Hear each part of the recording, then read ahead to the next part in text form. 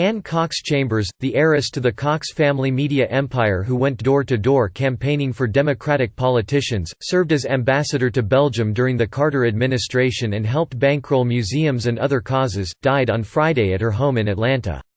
She was 100. Her death was announced by Cox Enterprises.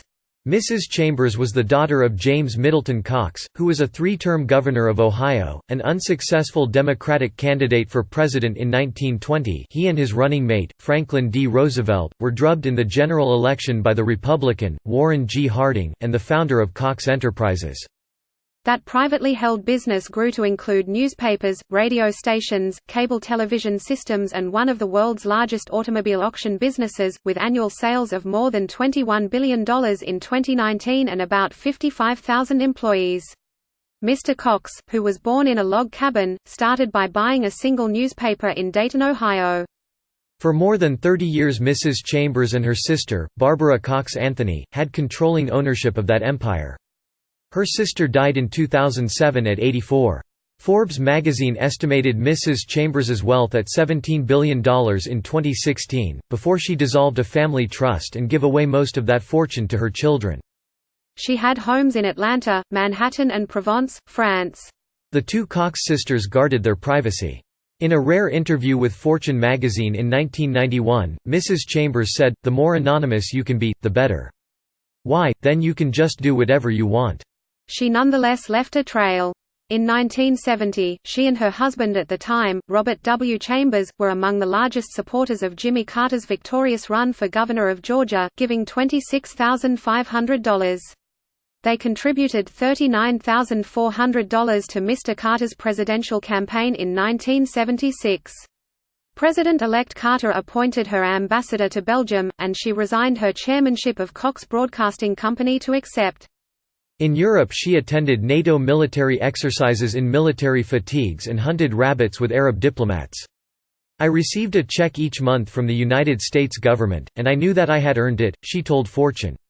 At the embassy in Brussels, Mrs. Chambers paid tribute to President Carter's past as a peanut farmer by placing peanut-shaped soap in the powder rooms and handing out gifts of silver-plated, peanut-shaped containers as gifts. In a statement released on Friday, Mr. Carter and his wife, Rosalind, said, "Ambassador Chambers was an important part of our lives for over 6 decades. Her life serves as a path for fairness and equality for everyone and especially for women and girls." Her involvement in politics continued after her term as ambassador ended in 1981 with the arrival of the Reagan administration. During the 1988 Democratic National Convention in Atlanta she opened up her home for fundraising. Her outspokenness caused a stir when she said that despite a strong race for the presidential nomination, the Reverend Jesse Jackson was not qualified to be on a national ticket. "I think it's too soon for us to have a black president, but even if it weren't, I don't think he should be it," she told Vanity Fair. "He's sleazy." The nomination went to Governor Michael S. Dukakis of Massachusetts, who lost to Vice President George Bush. Some of her politicking was of the shoe leather, door-to-door variety. In Mr. Carter's 1976 campaign, she was part of the «Peanut Brigade» of volunteers that traveled to contested states. She did the same thing in later elections, including 2004, when she was 84, supporting Senator John Kerry's bid to unseat President George W. Bush.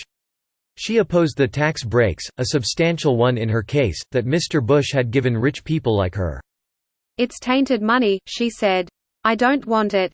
In a 2011 interview with Atlanta magazine, which noted that she had a cardboard cutout of President Barack Obama in her living room, she credited her father for her lifelong affiliation with the Democratic Party.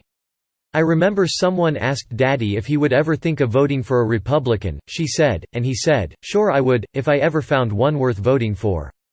Anne Bo Cox was born on December 1, 1919, in Dayton, Ohio. Her mother, Margaretta Parker Blair Cox, used the baby as a way to avoid talking about politics when appearing in New York the next year, during her husband's presidential campaign. "But please excuse me from talking politics," she would say. "Anne is very well, thank you. Baby Anne was born last winter." Anne attended Miss Porter's School in Farmington, Conn, spent a year in Paris and graduated from Finch College in Manhattan, which closed in 1976. She liked to say that she first went to Atlanta to attend the premiere of Gone with the Wind, on December 15, 1939, and never left. She married Louis G. Johnson 6 months after the premiere. That marriage ended in divorce, as did a second marriage, in 1955, to Robert William Chambers. She is survived by 2 daughters from her first marriage, Catherine Rayner and Margaretta Taylor, a son, James Cox Chambers, from her second marriage, and several grandchildren and great-grandchildren. One grandson, Alex Taylor, is the president and chief executive of Cox Enterprises. Mrs. Chambers had transferred nearly all of her 49% stake in Cox Enterprises to the 3 children after the family trust was dissolved, making all of them billionaires, according to Bloomberg.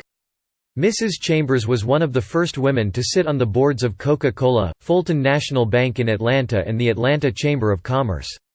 The High Museum of Art in Atlanta, one of many local and national beneficiaries of her philanthropy, named a wing after her in 2005.